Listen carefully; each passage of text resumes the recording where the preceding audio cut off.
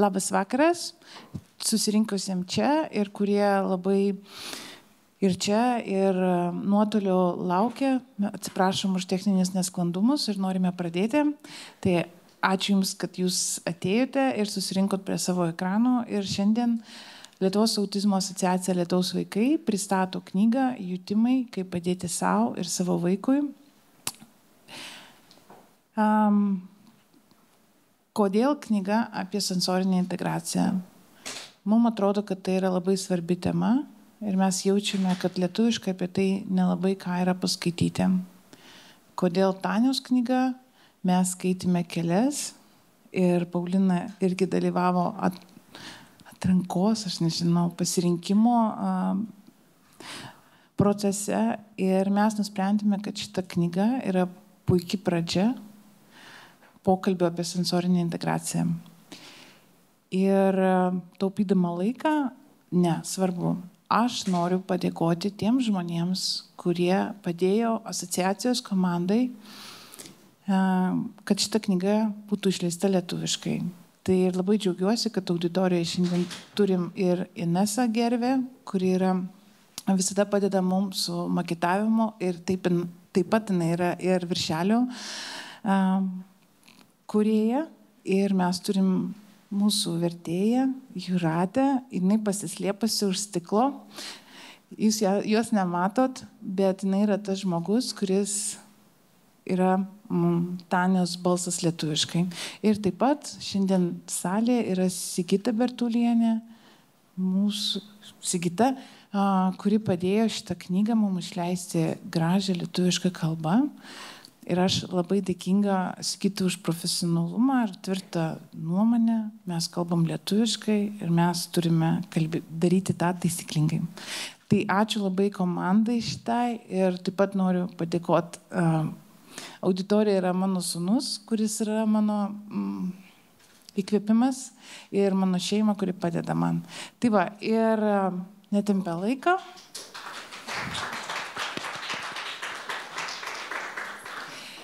Einame prie mūsų diskusijos. Tai pirmą noriu pristatyti knygos autorę Tanya van Dalen, kuri atvyko iš Didžiosios Britanijos. Tanya yra ergoterapeutė, kuri turi virš 25 metų darbo patirties. Ir yra nuostabi mama, 2 nuostabių, nėra skirtingų dukrų. Ir taip pat mūsų diskusijoje dalyvaus Paulina Kuraitiene, Augu kartu vadovė ir taip pat nuostabi mama. Tai labas vakaras ir pradėkime. Labas vakaras. Aš dabar pradėsiu kalbėti angliškai, tai kam reikia vertimo, užsidėkit ausinės ir pareguliuokit kanalus, jeigu negirdėsit Jūratės balso. Tanya, could you tell us about what inspired you to write this book and how did your journey as both an expert and a parent shape the message you wanted to share? And Paulina, what was it about Tanya's story that resonated with you and made you want to be part of this conversation? Thank you for having me. I think my story will start with the day that I decided that I was going to have a baby, and I knew I was going to be a brilliant mother, because I'm an occupational therapist, so I knew it. And then my baby was born, and then I realized, well, that wasn't the way it was going to be. And I knew how to parent, because I'd been parented, and so I did the very best I could. But my daughter just didn't want to or couldn't be parented in the way that I was parenting her. And that was okay when she was younger, because between us we could kind of muddle our way through. But then when she became a teenager, I think in English we say the wheels came off. So, her mental health slid. And I realized that actually all along there'd been some massive sensory processing difficulties going on that even as a therapist I hadn't noticed. And so we as a family had to change the way that we parented. And to do that took a lot of reflection. It took a lot of sort of time on my part, looking at what I was bringing to the table. and instead of what she was bringing to the table. And so then I started doing courses with other parents where actually basically we were just helping each other, not me helping them. And then I put it down in the book eventually, because I felt like on some levels I didn't want other parents to make the same mistakes that I had done. And being a therapist gave me another level of understanding so I could put the two together. So that's where the book was born, really. And how that resonates to me is that, well, as parents, I do believe that we have those fragile moments, all of us, in those moments when our kids experience something really intense, and we synchronize with them, and we also feel real intense feelings, and sometimes it's really hard to use my knowledge and to do the right thing. And I experienced myself and my children being really fragile. And that experience is something that made me grow the most. Mm-hmm. And that's I think the part of the book. It's really showing that those challenging moments are really with the potential to really help us grow. Mm. I think I resonate with that bit about where their intense emotions and my intense emotions, and I don't think I ever realized how much we were, how much we were bouncing off each other. And often I was thinking a lot of the things were, because she was atypical, were maybe things that needed to be fixed in her. And obviously she needed help, and we got that for her, but I don't think I ever realized how much I was bringing to the table, how much of what was going on was the interaction between us. And I think when I got that changed things. I mean, it's not perfect, let's be real. It's still the real world, but it's better. It's better. Oh, and she's an adult, so that helps as well. But what is the message of your book, if I would ask you to do it in one word? I think hope. The message of the book. I think it would be hope, because I think there are moments when we're parenting, or even as professionals, when we're sitting with parents, and things can feel really hopeless. We can feel despair. We can think, this is such a difficult situation. I don't know how we can ever put something in place that can help this family reconnect, or as a mother or a father, how we can reconnect as a family. And so I would say my central message to people is that there's hope. Things can get better. Yeah. The book suggests that parents often need to change their own expectation, which you just covered a bit, to better support their children. Tanya, what are some ways you suggest parents begin this process? And for Paulina, in your experience, what are some common expectations that parents or teachers may need to reconsider when working with the sensory sensitive children? I think when you have a baby, when you have a child and you're raising a family, your expectations have to be high, because otherwise, we're aiming for something high. And I think it's our definition as a society of what high is. We have a definition of what success looks like. And I think sometimes when we're working with children who are struggling to access the world that we've created, I think sometimes it's about taking our dream that we were given. You get given a baby and you have a dream for them. You dream a dream.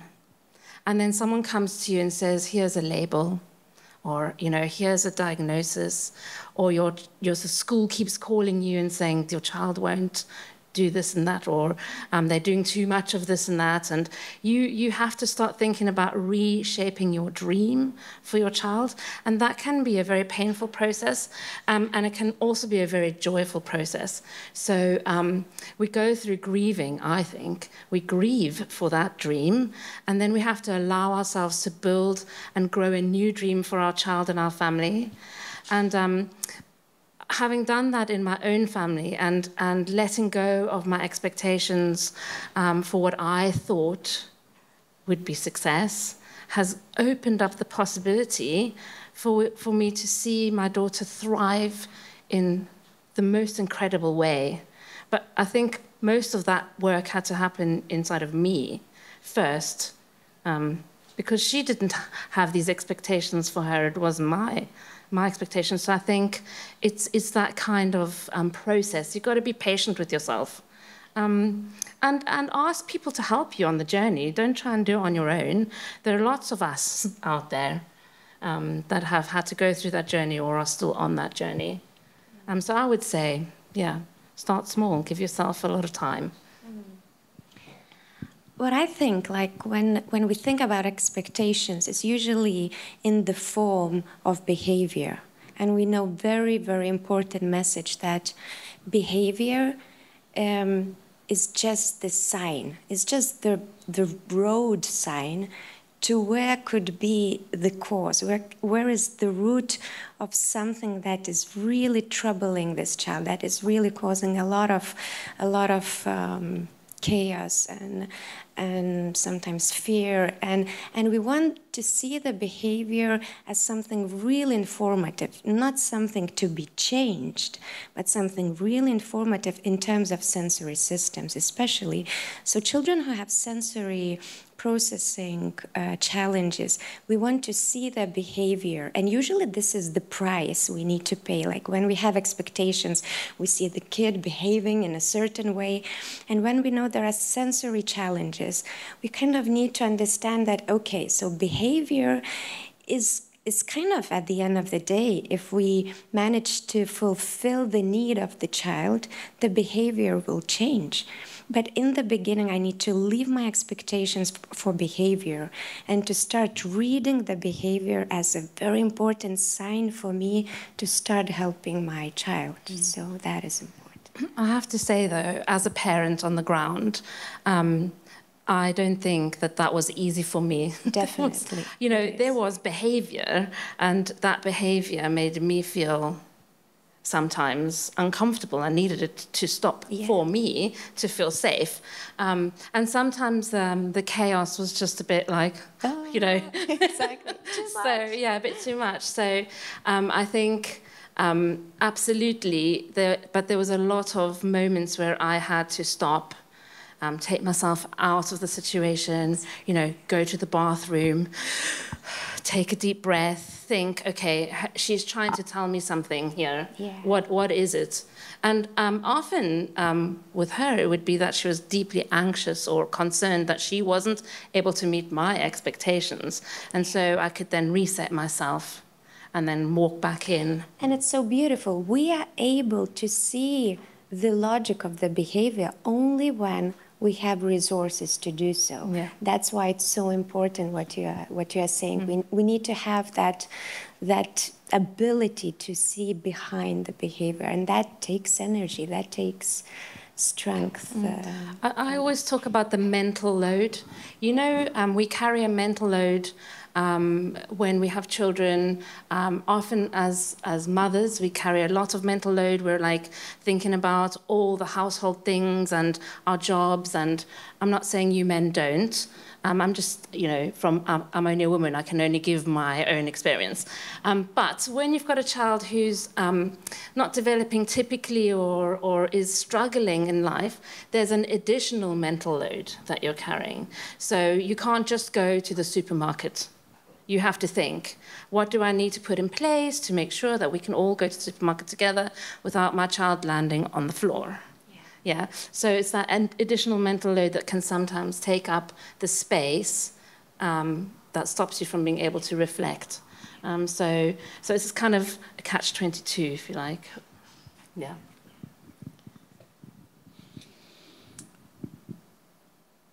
The book mentions not only traditional 5 senses, but also other senses like proprioception or interoception. Tanya, can you give a brief explanation of why understanding these additional senses is important for parents and teachers? And why did you choose to focus only on the 6 sensory systems and not all 8. And Paulina, how do these additional senses play a role in helping children manage their emotions and behavior in your practice? Okay, I think I'll start with the second part of your question first. I focused on 6 because 2 of them are kind of interlinked with the others. So I don't write in depth about, or actually at all, about the sense of smell and sense of taste, because I think that they are intricately linked with the others. That's not to say that they aren't important, because we all know that there are a lot of us will not be able to tolerate very strong smells, for example, or very strong tastes. It's just that for the sake of the book, I didn't want to, make it too bulky. But the reason why it's important to think of all of the senses together is that they all play a role within how we regulate ourselves, and particularly what we call proprioception, which is the movements, and not the movement sense, it's your body sense, so the information that comes from your body about where you are, and your sense of movement, which we call our vestibular sense. They are extremely regulating. They are the ones that we can use to really regulate ourselves. We all know it. If I carry on talking for too long and I'm watching you guys, I'll be able to see those of you who use your senses to regulate yourselves. And I'm being very careful about sitting still because I use movement and my body the whole time to regulate myself.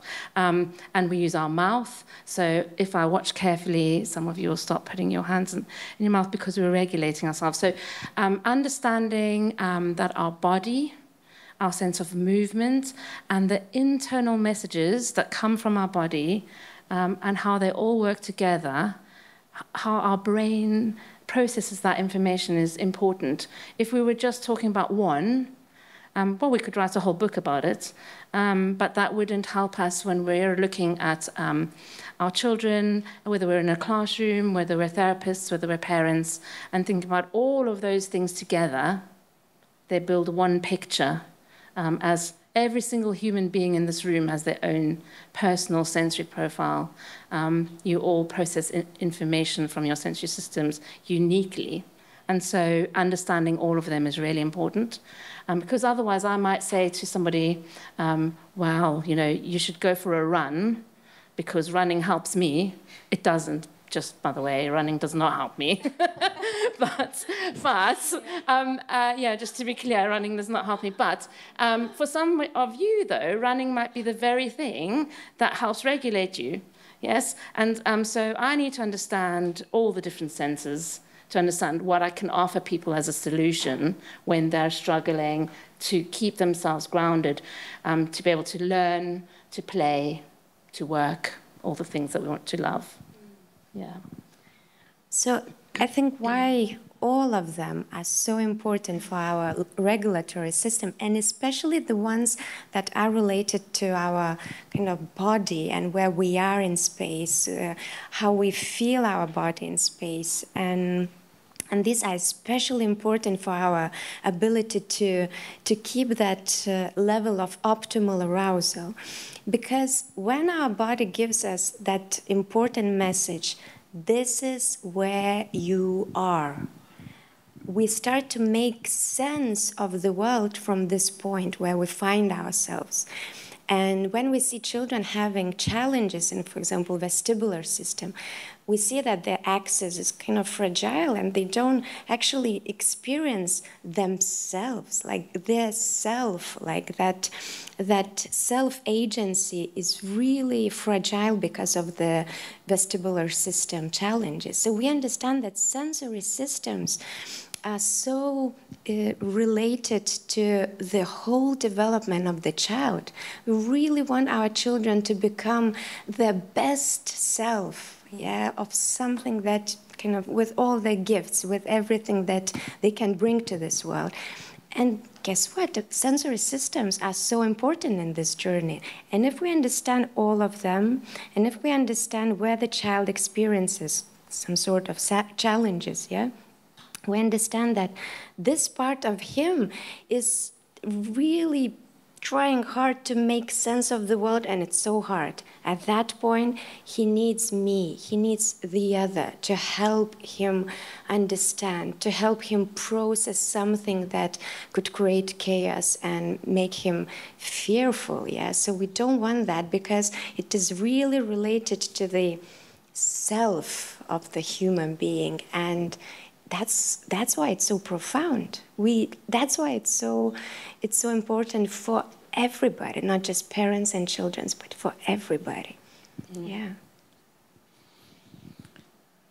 In your book, Tanya, you mentioned that vulnerability opens the door to the healing, and I think it echoes a little bit this question to what you have just said, Paulina. Could you share about why vulnerability is important for parents and professionals working with the children? And what do you think, what role openness and vulnerability play in building trust and co-regulation with the children?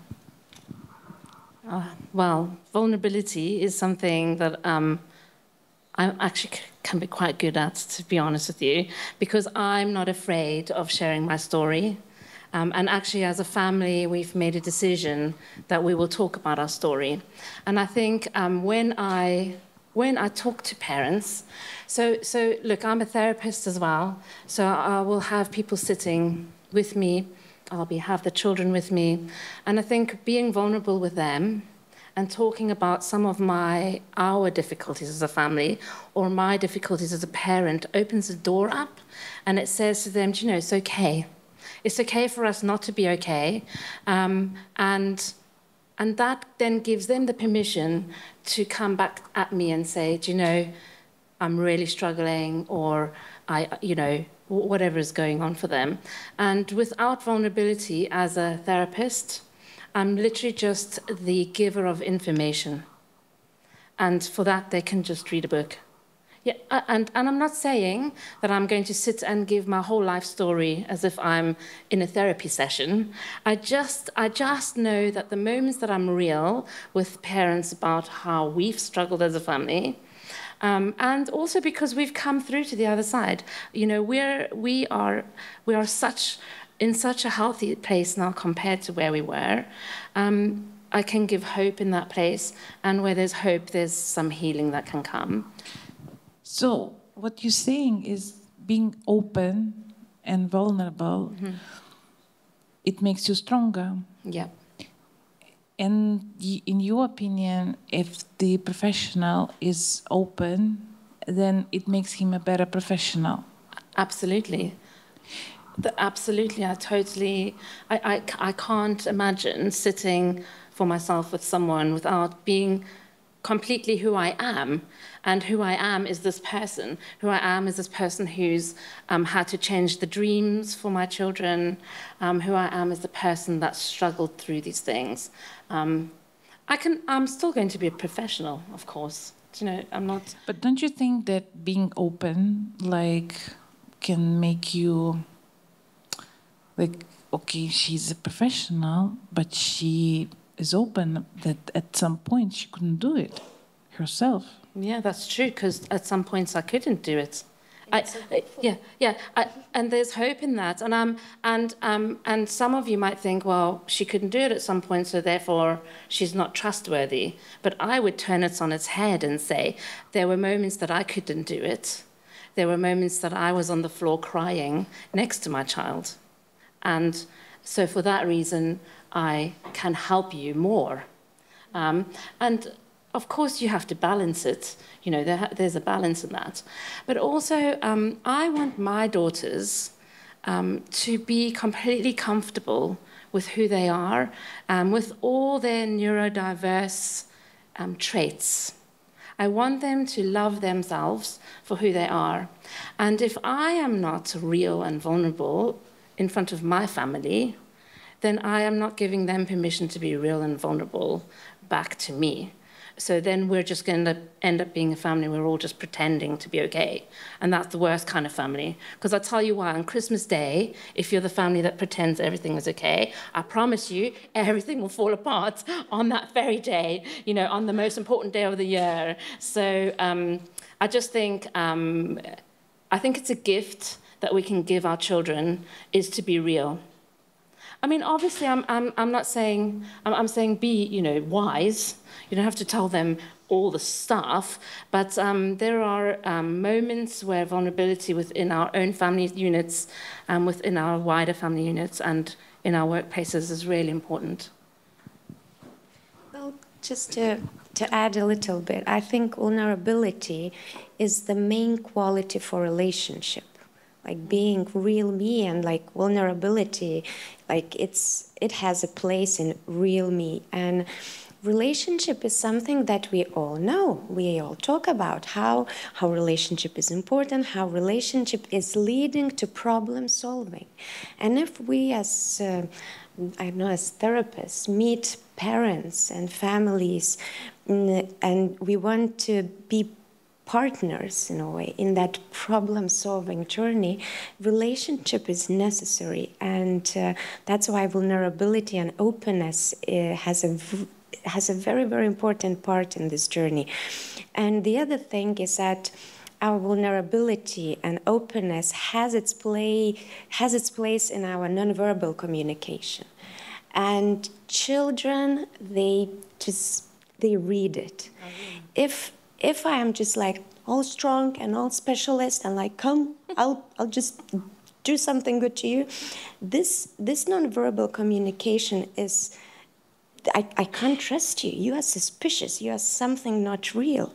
And we all sense that because openness and vulnerability has its quality in our body. And we feel when we meet somebody who is not afraid to be vulnerable, who is not afraid to be the real self of myself, yeah. So, and this is the strength. This is the strength because every time we create relationship, we become stronger, and that's the only way to do that. And that's a two-way movement because I'm as a specialist, I become stronger and kind of. I can grow because of the connection with the family. And this is possible just because I am open, because I don't know everything. And we as partners are going to have this wonder together. And I think that's some kind of presence and paradigm that we live in. Can I add one more thing? Sorry. Sorry, yeah. Oh, yes, sorry. I think that parenting in general can sometimes feel quite lonely. Yeah. And then if you add in a child with difficulties or a child that, I don't know, just isn't fitting some kind of norm, it becomes even more lonely. It can be really, really lonely on this side of the room. When everyone else's children can, I don't know, access a birthday party and you're not able to chat with the mums because you're watching all the time to see whether this place is too loud or too bright or, you know, and so you're constantly doing that. And I think what I've found in my journey is that when I'm vulnerable and open with other parents, taking my professional hat off, it creates a community of people around me that I don't feel so lonely in my walk anymore. And I can maybe just, you know, sometimes you don't have time to call or go for coffee, but I can text and say, I'm really feeling overwhelmed. And in some parts of our journey, I was on forums that were, you know, worldwide forums, and in the middle of the night, I could go on to the forum and say, guys, I'm feeling overwhelmed here. And then I would get support from someone, I don't know, in Australia, yes, who are just getting up for the morning. Or so that the vulnerability or the authenticity helped create a community around me, so I felt less alone. And I think part of the reason why I could start doing things a bit differently was because I had a community of people around me that were a little bit further ahead than me, and I could kind of follow their lead. In your book, you also mentioned that parents need to feel safe. This is what you covered now. so they have to feel safe before they can help the children to co-regulate. Can you elaborate on this idea? So you get help elsewhere on those forums, and then when time is difficult at your home, how does it help you to help your child? And why it is so important to have resources, and what is the co-regulation? So, us as human beings, we might imagine that our brains are completely separate from each other, and that, your brain is functioning separately from your brain.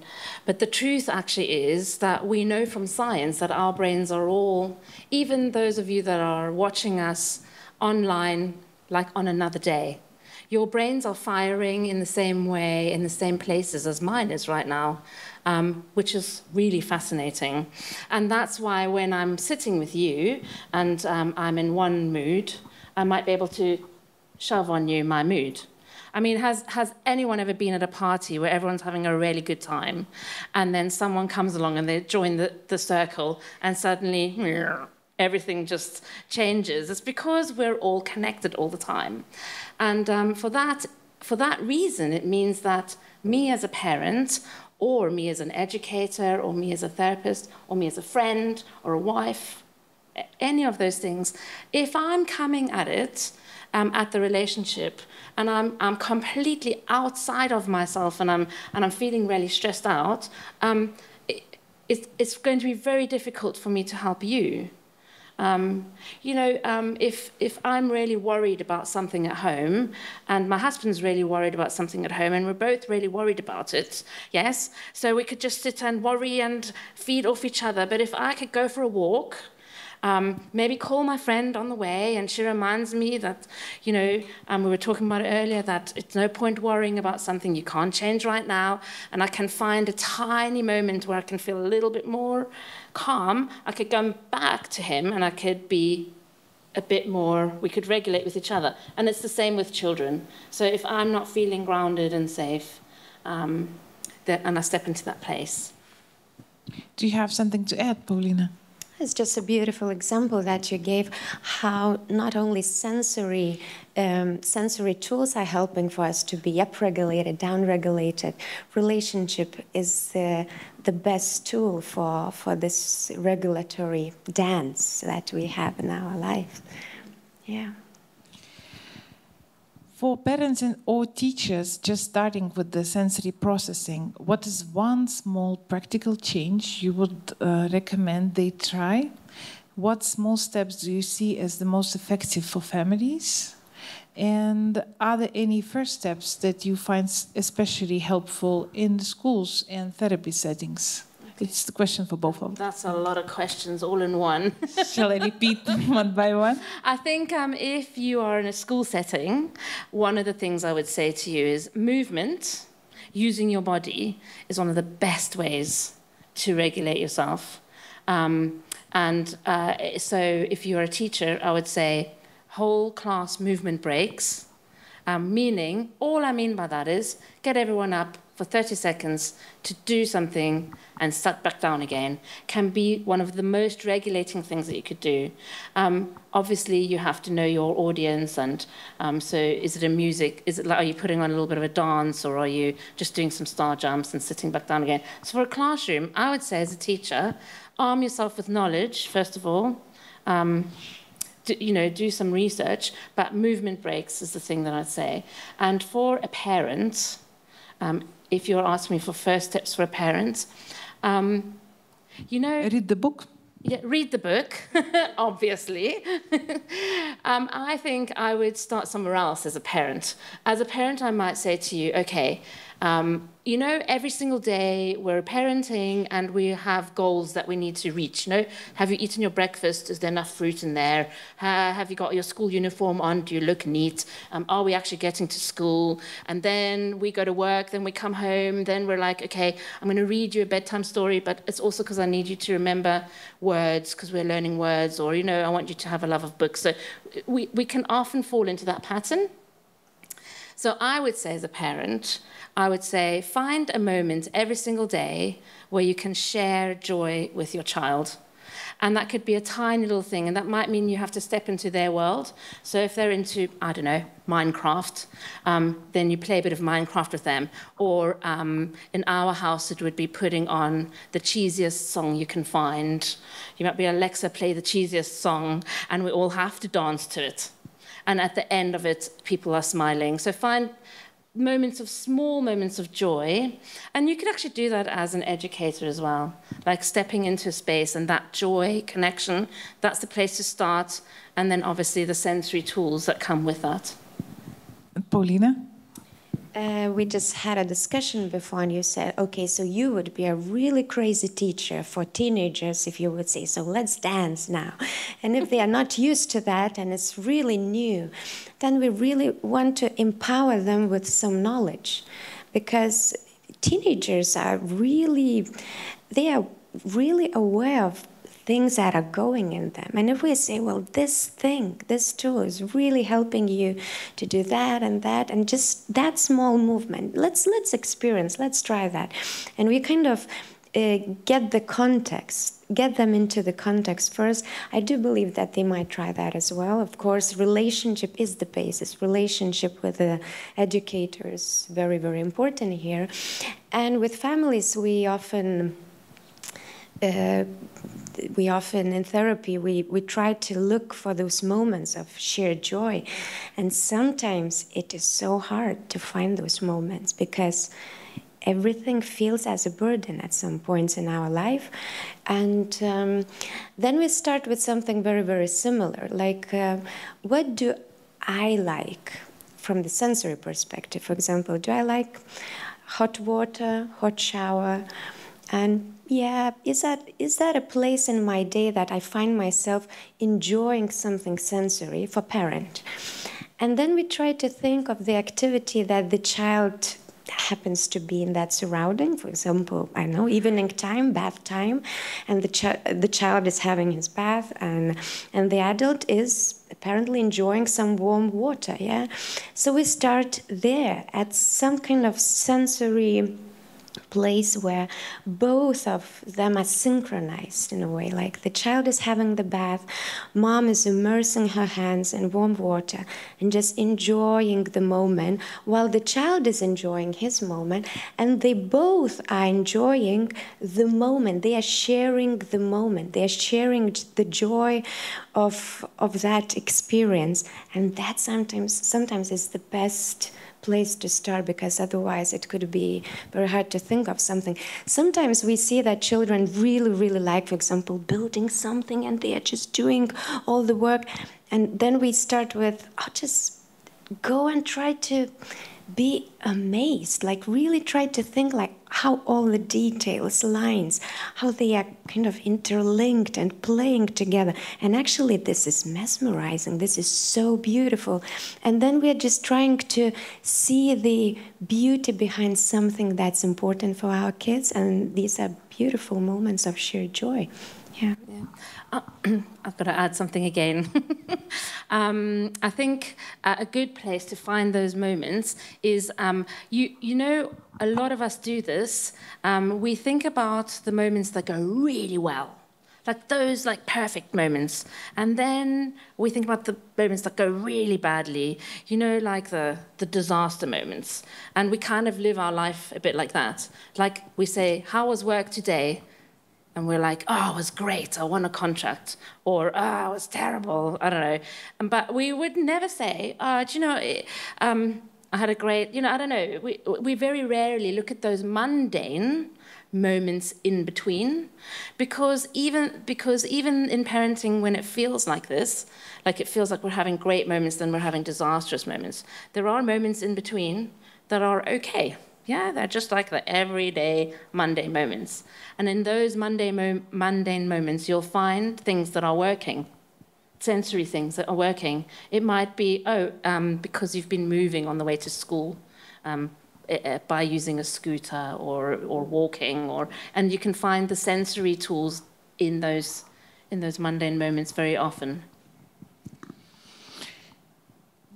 You both touched how differences in sensory profiles can impact daily life, particularly with the sensory input like touch. And you shared some stories about even your husband. Could you share an example that illustrates how the sensory differences can affect person experience? And what are some ways you help families and teachers recognize and work with the sensory differences in everyday settings? I think an example, I think I'd like to tell the story of when my daughter was born. So I am because she was born with sensory differences. They didn't just, it wasn't like a fad, you know what I mean? So she, and I'm a very tactile person, so I love to touch. It's my way of showing love.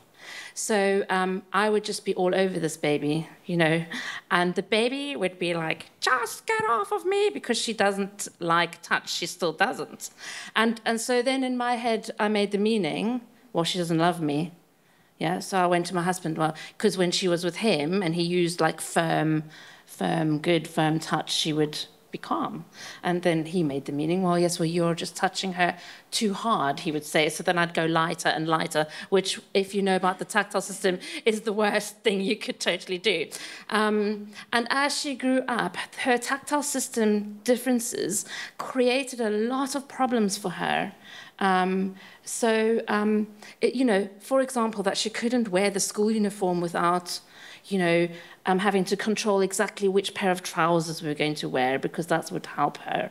Or, there were just a lot of things that were tactile-based that would really make life very hard and push her right out of her window of tolerance. And that's why it's important for us to know why some of these systems can really push you into a place where you feel completely unsafe. I guess for some of our viewers and participants, the window of tolerance, the term which you just used, might be like something new. Can you please briefly explain what is the window of tolerance and why it is important? And is it permanent? Yeah, okay, so when it was Dr. Dan Siegel, actually, who coined the term window of tolerance, wasn't me. I wish. But if you were to imagine a window, right, the outside of that would be what you, as a human being, can tolerate before you start to feel like you're falling outside of what you can tolerate. So it might be that some of us struggle in really loud, noisy, busy places, like a shopping center. And for some of you, that is the best place you could ever go to. You're like thinking, I'm going shopping tomorrow. So some of you in the room, you're thinking, there is no way before Christmas time you're catching me there. And for some of you, you're like, woohoo, I'm going to go. And that's because your window of tolerance for noise, if you're the person who's like, woohoo, is big. And your window of tolerance for noise, if you're the person who's like, I'm not going shopping tomorrow, is small. So I'm just using that as a very basic example. And what can happen is your window for all sorts of input, whether it is social interaction, whether it is sensory input, it can shrink and grow depending on so many things. And that's basically what I would say is when you fall out of your window of tolerance, you sort of go into fight, flight, freeze. And if you're out of your window of tolerance, you're just yanking everybody else out of theirs as well. So it could be does that make sense? Yeah? Yeah, it does to me, and I hope it does for our participants. And Paulina, do you have anything to add? I'm just thinking about those moments when you say like how to respond, like if we see some kind of system, how to recognize that. And usually we see behaviors, like usually these are the only signs that we see, like we see reactions.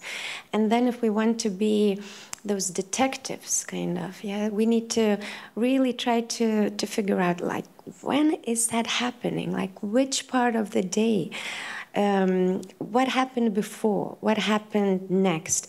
Who was around? Maybe that was some kind of a person, because what you say, like, we're dragging other people out of their window of tolerance if we are out of control. So we want to think, like, what could be the element that really affects the child's nervous system. And this is the place, kind of detective place, to start to understand how to actually respond to that need that the child kind of communicates with his behavior. Yeah, I agree. And I think that it's not just children. I'm going to bring it back to adults as well. You know, that sometimes we see behaviors in people that we work with or that we love, and we're like, oh, I don't know what's going on here. And there's always a reason behind that, whether it's a reason that we think is valid or not. But the behavior is always telling us a story. I think the question why is like main topic of the book, and I think a lot of people here in Lithuania underestimate the importance of question why, and I hope this book will help people to think about it and go beyond visible, because I think most often the cause is invisible. And you have to be a detective, and I heard it so many times in my life as a mom. You have to be a detective. You have to look through, think, check, double check, triple check. And then if you are lucky, you found the cause, and then you can do things about it. It sounds a bit tiring. At the same time, it's really adventurous. So we really need to choose the kind of the feeling we have attached to that detective. You know, it's either that or, okay, like I'm never going to live the life that's going to be boring, because there is no chance to live a life like that if you have people who give those quests to us. Yeah, so it could be challenging, it could be tiring, and that's fair enough. Yeah, but it is a real adventure, which at the end of the day really brings a lot of presence together with that. And it's hard to comprehend that when we are in that exhaustion state.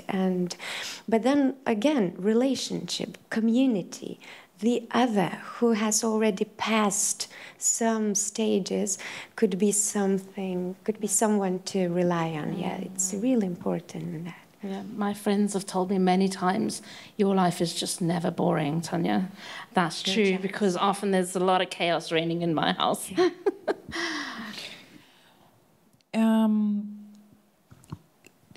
How can professionals become effective co-regulators for the children? Could you share some strategies that parents and therapists can use to build co-regulation skills? And do you have any suggestion how, from your work, how that may help professionals create more? Did I read this question before? I think you have, yeah. Oh, sorry. I'm reading it and I'm thinking, no, we have discussed it. I have to think of another clever answer now. No, but there is one topic, but there is a topic which is very important to me as a mom, and I think it's important for many thousands of parents in Lithuania. It's about sensory-friendly spaces in schools. I think the book you wrote is primarily meant for the parents, but I think it will benefit a lot of professionals who have sensory-sensitive kids in the class, and they see things. And I think your book will give them some ideas and some possible answers to what is happening in their classrooms. But I would like you both to share with us what you think the schools can and teachers can do about being sensory friendly, and do you think it's important? Well, I don't think it's important. I think it's vital, because the sensory systems are the very base of learning. Without your sensory systems working well together, you're never going to learn. But actually, Paulina, I'm going to let you answer that question, because you work in the Lithuanian education system, so it might be good for you to answer the most important thing, what you said, sensory systems are at the basis of learning, and we need to understand that it's a meaning-making system, which means that if, like, learning is a meaning-making process, and if we want to actually help children to create those meanings, we need to understand the system that is creating those meanings. So we need to understand the sensory system, and we need to understand how to even give the information so that it would be processed well. Now we have that actually great movement of sensory rooms, and at the same time I have a hope that is filling. Can you explain this. what sensory rooms are to maybe some of our viewers have never heard of them? So I think many of them maybe have heard about them from their children because they said, "Mom, we have a sensory room in our school." And then they would ask, like, what do you do then? They would say, like, there are many bright lights and like there is a kind of projector on the floor and there are games and there are like tube like with bubbles and like colors and stuff like that. And this is all like good. It's visual. It's actually stimulating. It's kind of pressing the gas pedal in our nervous system. And some kids do need that. Majority of children in our schools, because of the cognitive load that they have during the learning process, usually they need something to help them downregulate, to kind of get that brake pedal pressed in their nervous system. And the main tool for that is movement, what Tanya just said. And sometimes these rooms are really lacking the essence of their purpose. They're lacking that ability to help children just get down-regulated, get back to that optimal state of arousal where they can process the world better. And the movement is so important for that. So sometimes swings, sometimes massive ropes that children can move and kind of feel the muscles, and proprioceptive system is working. And these are activities that are so good for all children.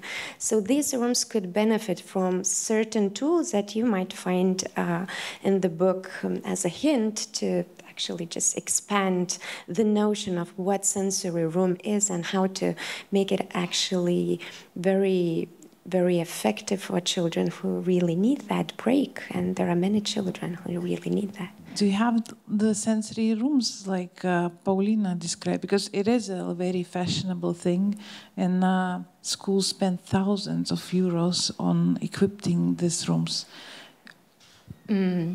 We do, in some specialist provisions, there will be sensory rooms, but they would be used in a very measured way. Yeah. I think I would say that movement of some kind is definitely the place to start. Or for a child, each child is different. Like I was saying earlier, we're all unique. I am the only version of me there is in the world, and you're the only version of you there is in the world.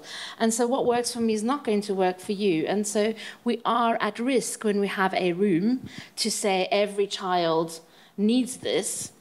Because what it can become is what we were saying earlier, is I see a behavior and I need a behavior, and I need a behavior to stop.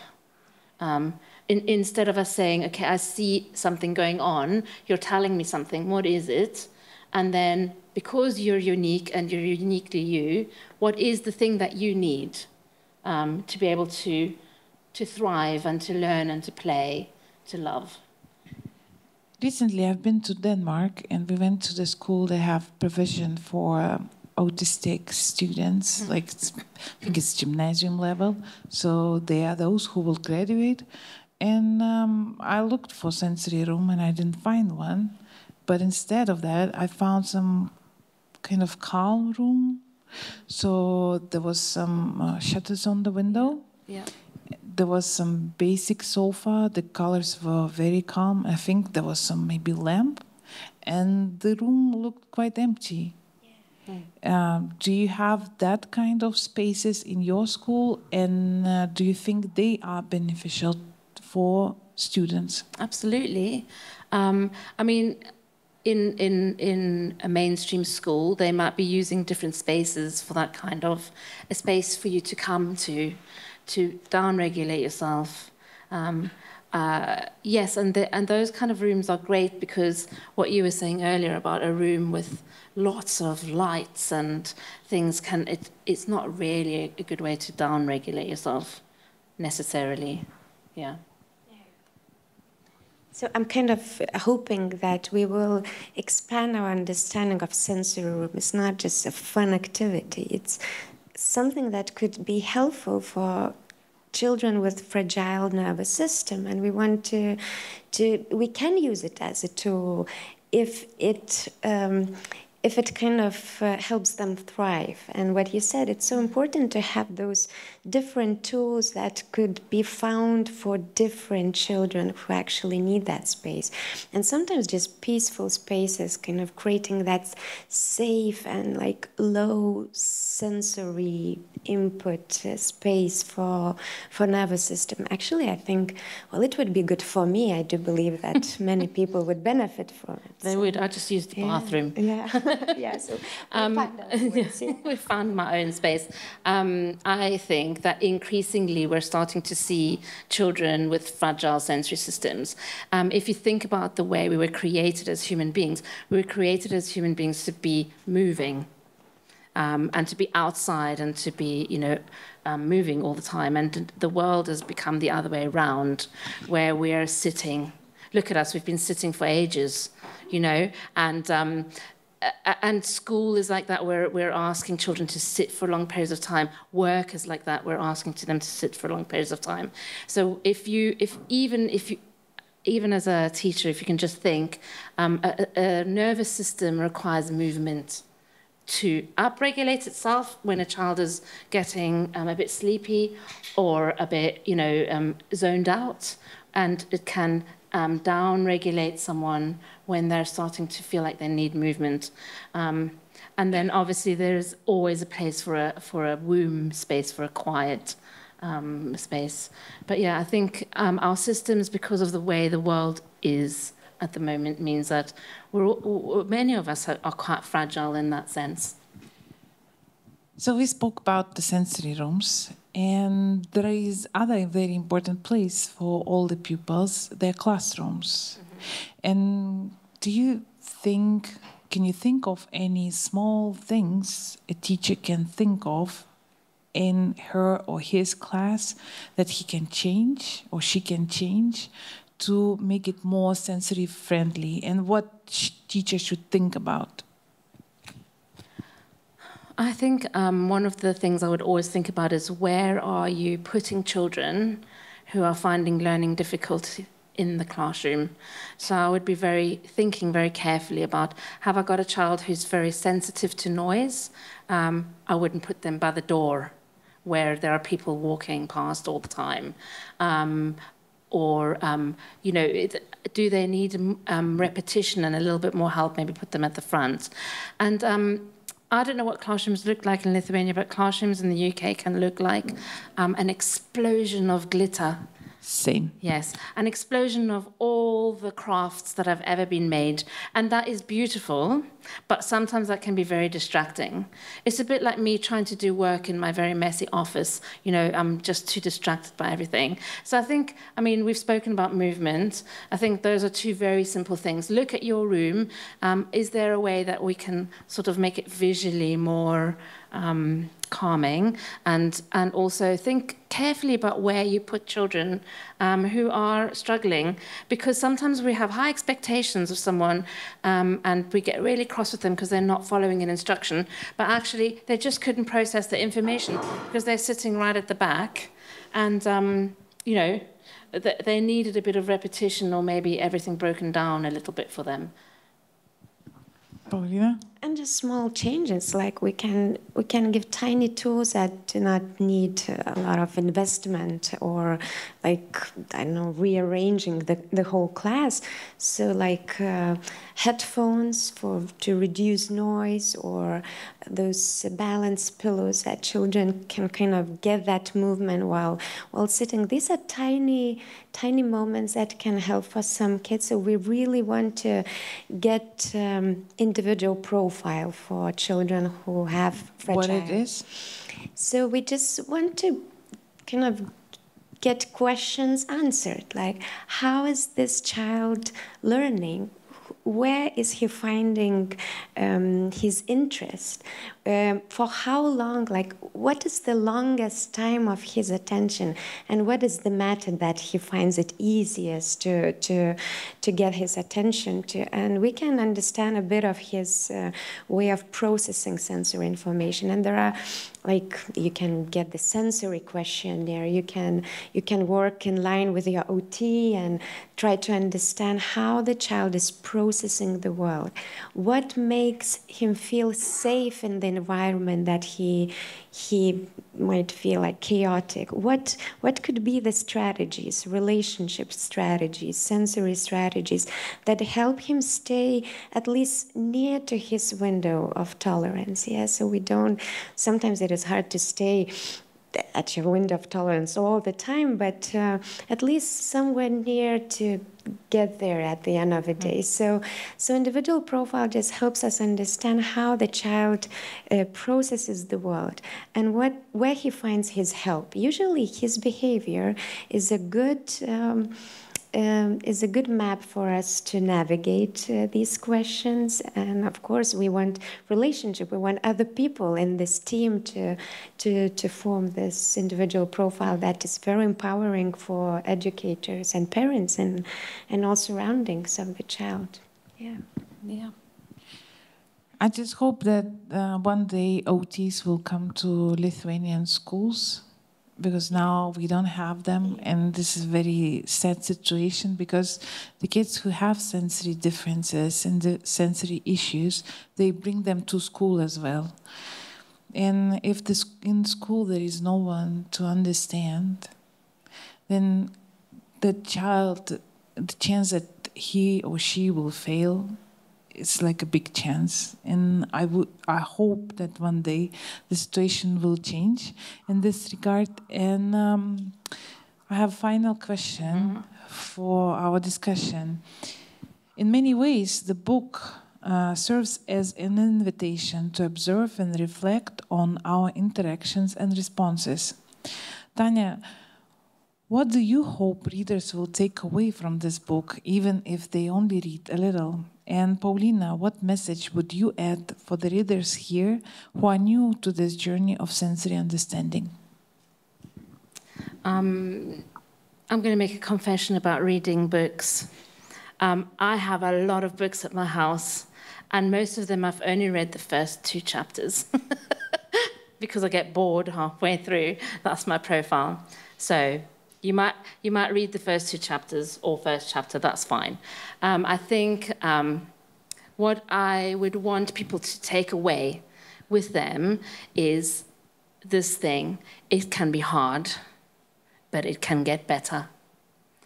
It can be hard sometimes as a parent, but there is hope and it can get better. And it can be hard as a teacher, but it can get better. And I think if that's the only thing that people take away, that would make me filled with joy. Because I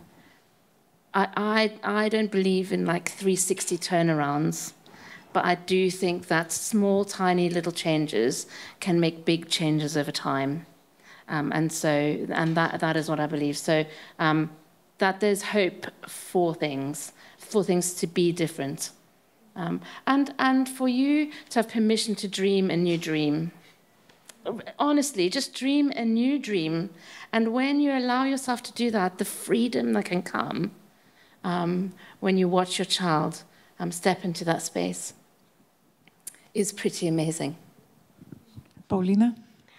Well, reading the book and kind of continuing from what you say, that it's a hopeful material, because I do believe that this book is saying a very, very important thing. I think in everybody's life, it's not just parents and educators. I do believe like every human being should have this notion of being a tool in somebody's life. And understanding how we process the world helps us understand how my being in your world becomes the tool for you to enjoy this world or to avoid this world. And I love this power. I think this is so important, that parents are getting back the power to be the tool in the children's growing journey, and not the specialists who know everything, but us who are around the child can understand like how to be so that he would find it easier to be and thrive and enjoy this life and enjoy this world. I think this is so hopeful, and I do believe that everybody of us is a tool. And I just really enjoy this idea in my life, so I wish you would too. So that was my last question, and I thank both of you, and I thank everybody who came in today and joined us at Mažvydas National Library. And I think I want to thank those who joined our broadcast. Thank you very much for your time, and I hope you will read the book. You will find it useful for you, and I hope the message of hope which Tanya is offering us, that you will accept it, and you will do one little step at a time to change your family life or your class life for better. So good luck with little change. Thank you very much, and good evening. Thank you.